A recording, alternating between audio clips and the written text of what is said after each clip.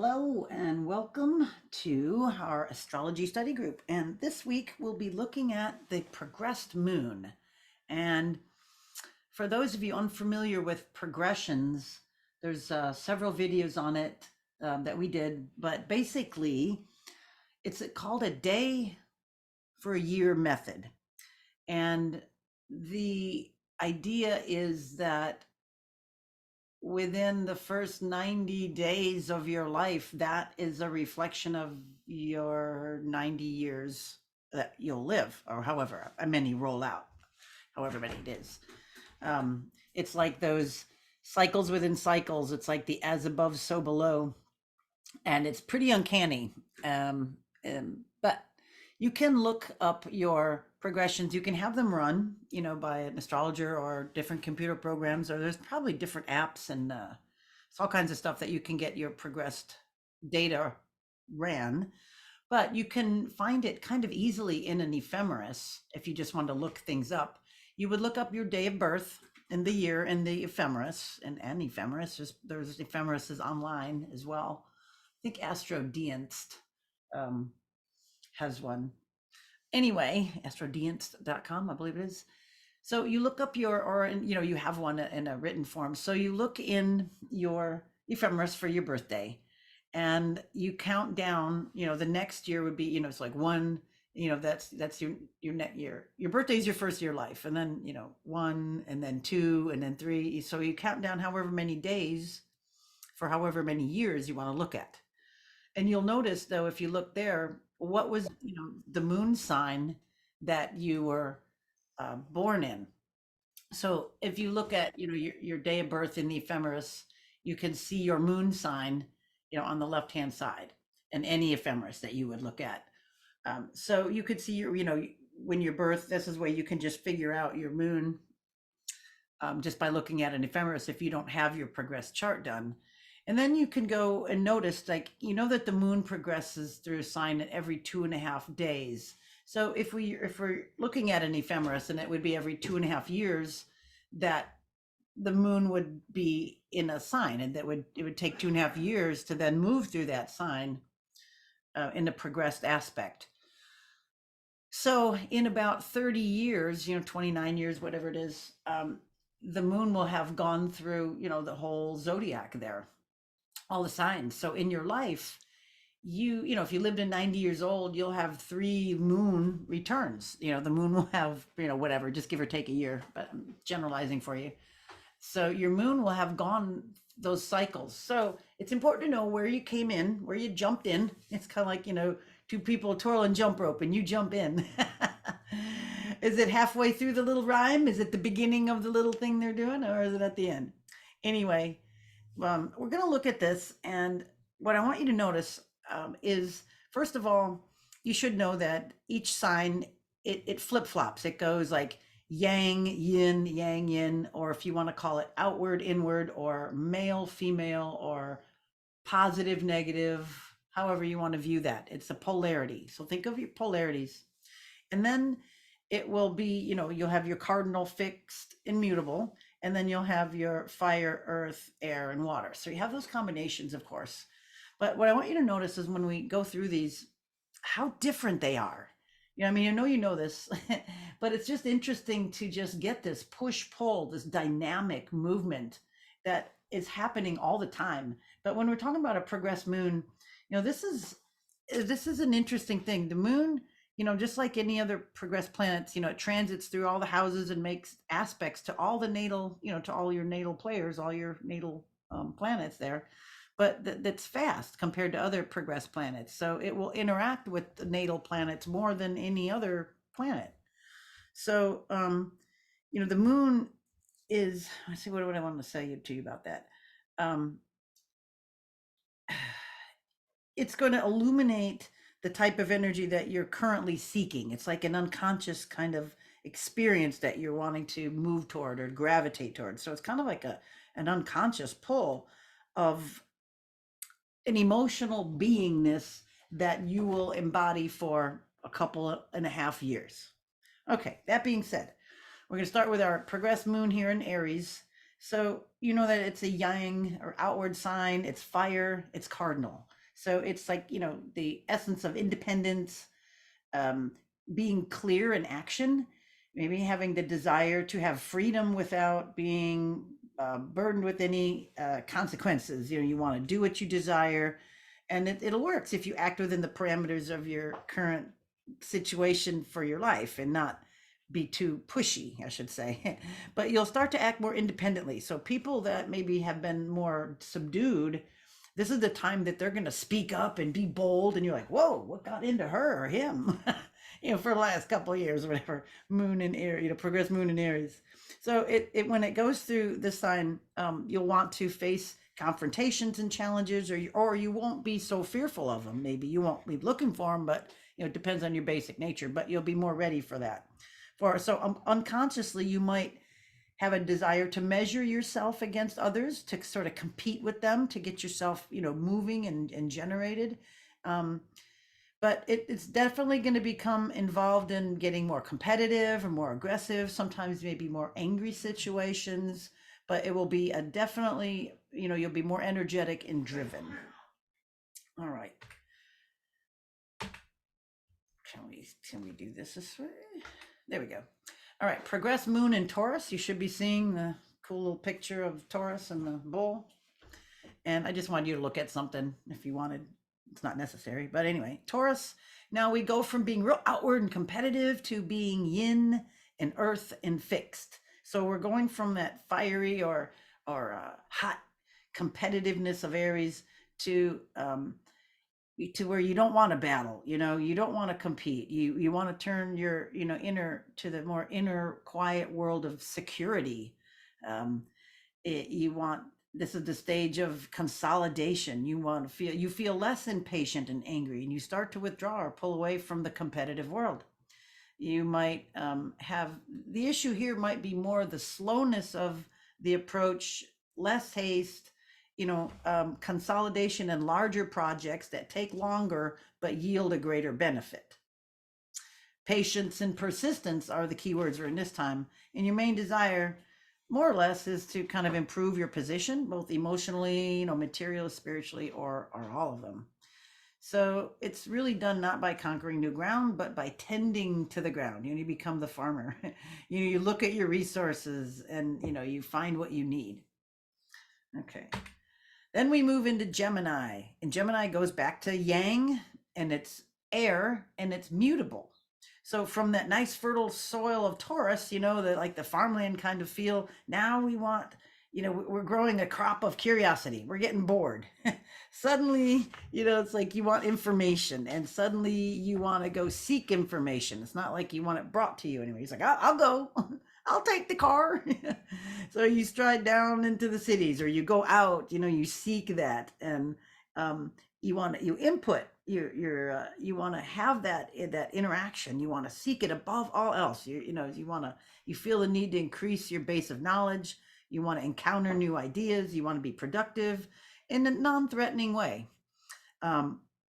Being nice, books, or being curious, courses, languages, conversations, people will all start pouring into your life. You'll get a lot of information. Okay, so then now you've been real busy in your head and doing all kinds of busy and information stuff for 2.5 years, and then all of a sudden the moon progresses into Cancer. So now you get back to yin, and now it's watery, or kind of emotional, but it's another cardinal sign. So your desire, once again, turns inward here. Your courses are finished, or whatever projects or information that you've gathered, now you're going to start to assimilate it. So if that Gemini moon type is taking you away from home, the Cancer moon will want to pull you back toward home. Your focus becomes more toward home, family, security in a different way in your home and family, not just with what your stuff is. It's a little different than the Taurus, but you see some of the similarities on your every other your sextile signs here. Anyway, your primary need during this time is to recognize and establish the safeness of your nurturing source. The intellect and the feeling are no longer, I should say, the intellect and the feeling of it are no longer key issues. So your desire is to nurture and grow yourself and others in a safe environment. Yay. So we want to have a safe home. We want to have that safe, instinctual, you honor your intuition um, during this time, probably a lot more. I would say your intuition would probably be a lot more heightened during any of the water signs for sure. All right. Then now you're all, watery and yinned out and probably moldy and getting like, God, I need some sun. I need to get out. Yeah. So then you go back, yang again. And it's a yang fixed fire, when we get to Leo. So from that safety of the hearth, we're like, okay, now we want to, now we're given to be the center of security. It's like, you're safe. You have a base to roar from. Now you feel strong to explore your creativity. Yay. It's like you can stand on that and it's cool. You have your situation all assessed, and you can bring out your inner creativity, those skills, that you've developed from being in that protective warmth of home and family, things that you've cultivated. So go back to the Gemini, you had all that information you were gathering, and then, you assimilated it. Now you're kind of bringing it forth, that creative talent. So um, you can present, your talents to the world. You have a lot more confidence now, and if you kind of lack confidence, this is a time when it moons and progress moons and Leos, when you gain much more confidence. So it's interesting to look at the times of your life when some of these things were, when they cycle around. It's like, oh, when was my moon in Leo? Oh, that was the time that you know something really bold that you probably wouldn't, now like you're looking at it with your moon in Pisces, you go, how the heck, why did I ever do that? I would never do that again. Well, just to remind you of cycles, they come around.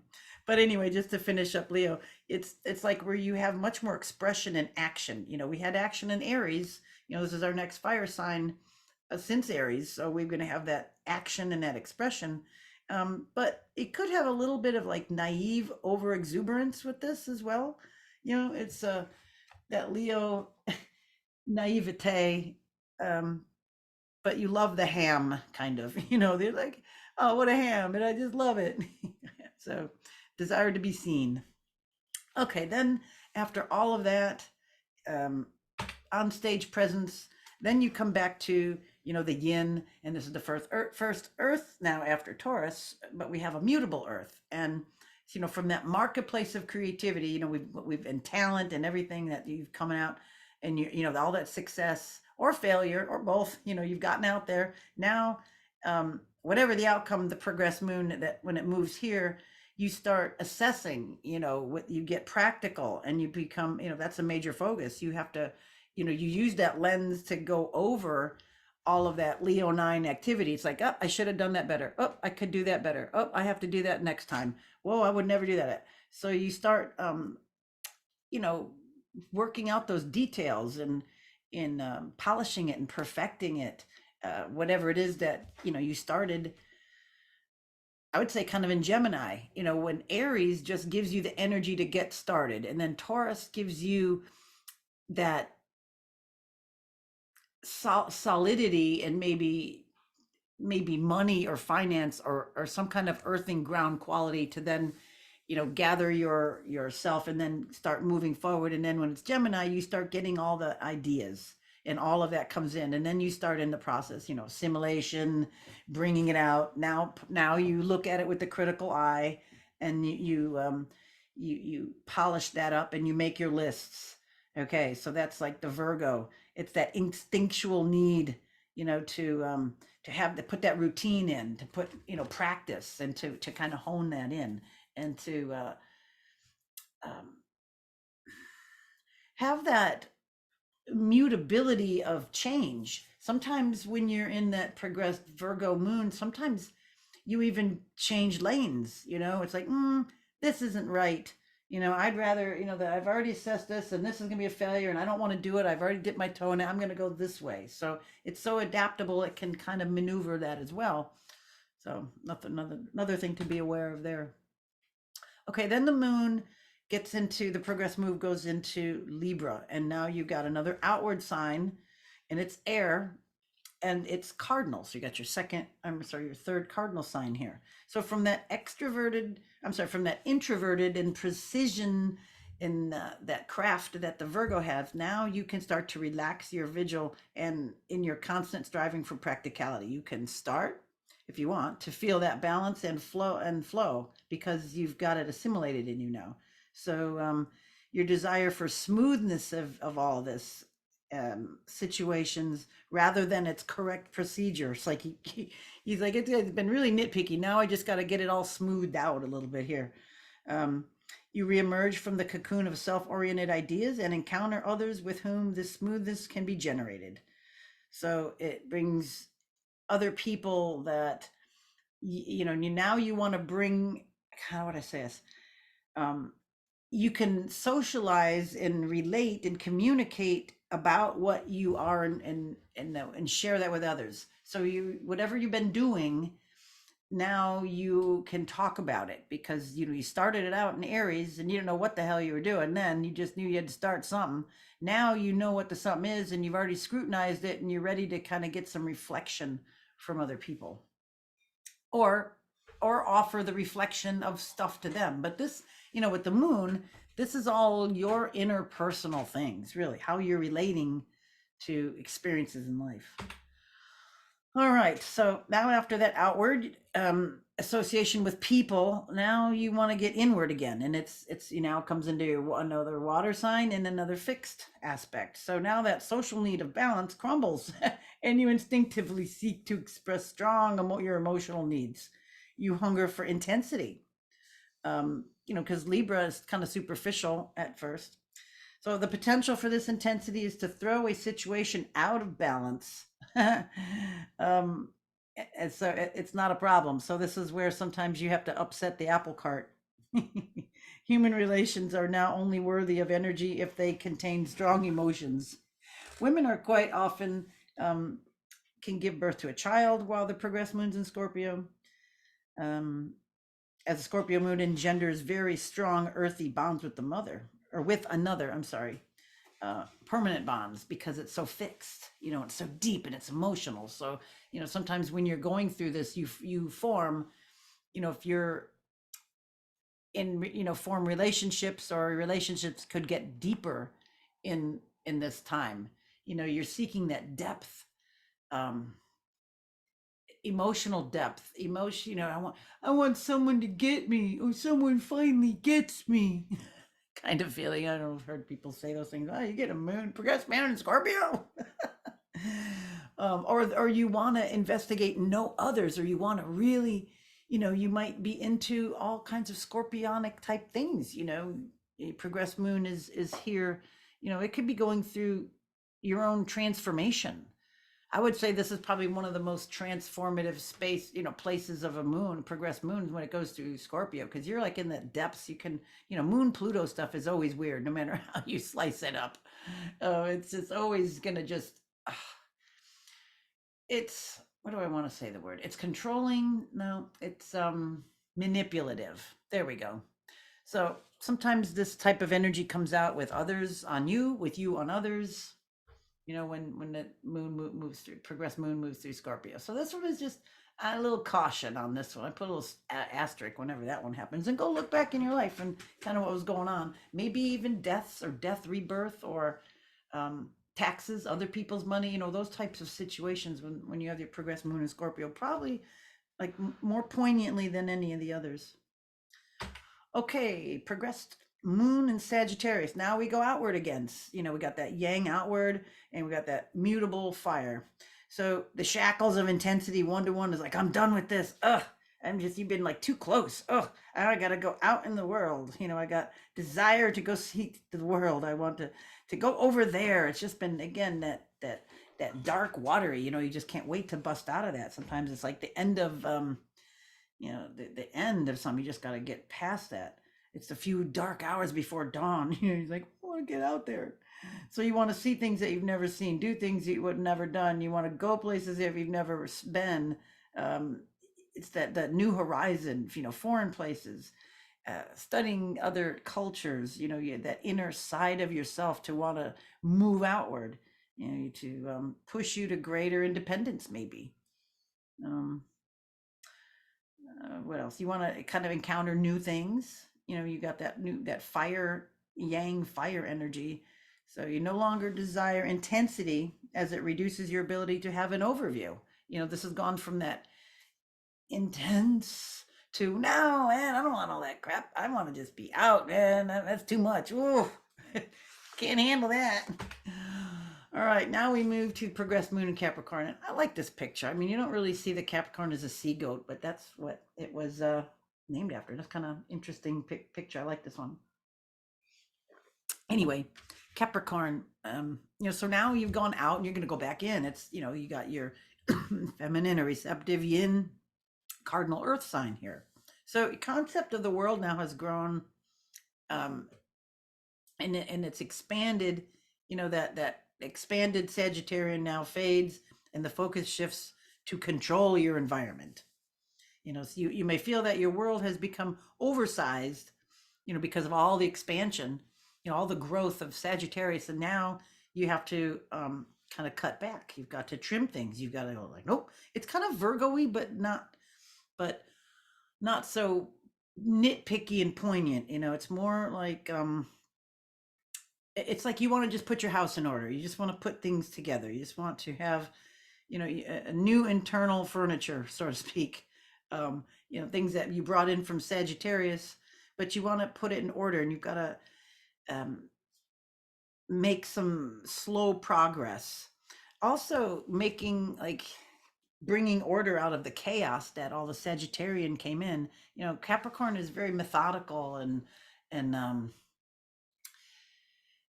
practical and steady and steadfast. So it's putting some order into that emotional frenzy that kind of gets stirred up with that Sagittarian moon outward, wanting to grow and get everything. It's like, it's like kind of comes back and puts order back in. All right, now we go back out again because Aquarius is yang, and it's an air sign, but it's fixed. So we got that, from that dominating, slightly controlling, putting order in Capricorn, that to the realization of the group now, because you've done all the stuff for you. So now the desire here is to achieve something with a group, back to the outward. You start to socialize, or you find yourself being drawn into groups, or that identify with you. He's like, oh, my peeps, man. The time that maybe you need that the needs of the many outweigh the needs of the one. You might feel strongly enough in control of your own world and need to reach out and help and put stuff into the group. Oh, I've got to share this idea. I've got to put this post out. I've got to start this group. I've got to connect with these people. I got to, that's the stuff that happens. So it's like your interpersonal desires of putting all that order in kind of fall away, and you want to reach out and impregnate your ideas into the group, so to speak. Yeah. All right. And we finally come all the way home, and we kind of come inward again. We go into our last one is Pisces, and it's yin, and it's watery, and it's mutable. So we have this, that not, we went from that non-emotional, non-personal Aquarian, to that leads you into this, what do I say, a drought of a deeply personal inner relationship and away from your own feelings. So as the moon enters Pisces, this drought is broken. The unconscious desire is to reconnect with the deeper self, that inner you, that inner whatever you believe in yourself. You want to have that time to just go into the unconscious. You want to get away from the groups. Your dream world floods your mind. Your inner world becomes much more rich. Your fantasy, your meditative life, or your quiet time, or the time that you really want to maybe recluse here and just stay away from people and stay away from all that stuff, because you were just entrenched in all that stuff, all those groups, all those people, all their stuff. It's like, okay, enough stuff. So you probably get more zenned out, you get more yinned out here, and spaced, and psychic as well, like in all the water signs. But I think the Scorpio one kind of brings more intensity, and although they're all psychic, Pisces is more, I'd say very psychic, because it's just that whole open expansiveness. So that's how they move through those areas, through all of those signs. And you just remember that push pull, that opposite from, we've covered some of these before, and it's almost like every sign is like opposite of the last one in certain ways. And they just keep moving like a little ratchet back and forth, chick chick chick chick chick chick, all the way through around again. So this is good to know.